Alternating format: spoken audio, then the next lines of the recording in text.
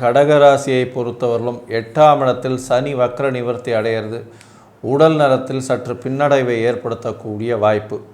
அதனால் பார்த்திங்கன்னா மறைந்து இருக்க வேண்டிய காலகட்டம், ஆஸ்பத்திரி போக வேண்டிய உடல் நலத்தில் பின்னடைவை ஏற்படுத்தக்கூடிய வாய்ப்புகள் நிச்சயமாக இருக்கும். இருந்தாலும் உடல் நலத்தில் மிகப்பெரிய இது தோல்வியாக, அதாவது உயிர் போகிற அளவுக்கெல்லாம் பெரிய பிரச்சனைகளே கொண்டு வராது. உங்களுடைய ராசிக்கு பார்த்தோன்னா 10ஆம் இடத்தை சனி பார்க்குறார். அதாவது உங்களுடைய ஜீவனஸ்தானத்தை சனி பார்க்குறதுனால இருக்கக்கூடிய வேலைகளில் மாற்றங்கள் வரக்கூடிய வாய்ப்புகள் நிச்சயமாக உண்டு.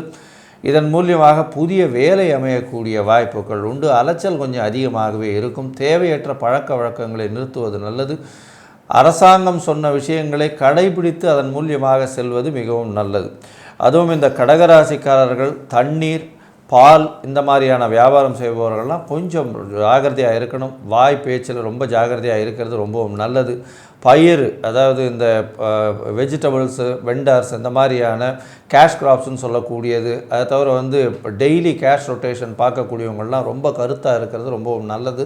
ஏன்னா நிச்சயமாக பணத்தை இழக்கக்கூடிய வாய்ப்புகள் நிச்சயமாக உண்டு. ஏன்னா 8ஆம் இடத்தில் இருக்கக்கூடிய சனி பகவான் நிச்சயமான மந்த புத்தியை கொடுத்து தொழிலில் மாறுதலை ஏற்படுத்தி தொழிலில் நட்டத்தை ஏற்படுத்தக்கூடிய வாய்ப்புகளை கொடுப்பார்.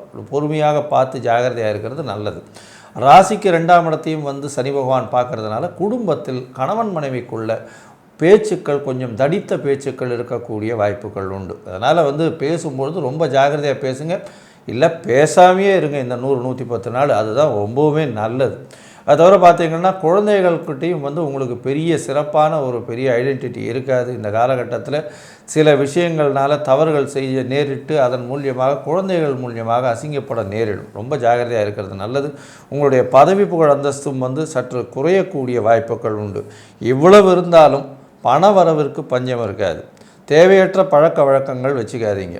பொறுமையாக இருங்க. இந்த காலகட்டத்தில் நீங்கள் செய்ய வேண்டியது சனி பகவானுக்கு நிச்சயமாக அவருடைய காயத்ரி மந்திரத்தையும் ஆஞ்சநேயர் கோவிலுக்கும் விநாயகர் கோவிலுக்கும் போயிட்டு வர்றதும் நிச்சயமாக கடமையாக வச்சுட்டே போங்க. நல்ல ஒரு ஏற்றம் கிடைக்கும். உங்களுடைய வாழ்வில் 80% மாற்றங்கள் நிச்சயமாக வரும்.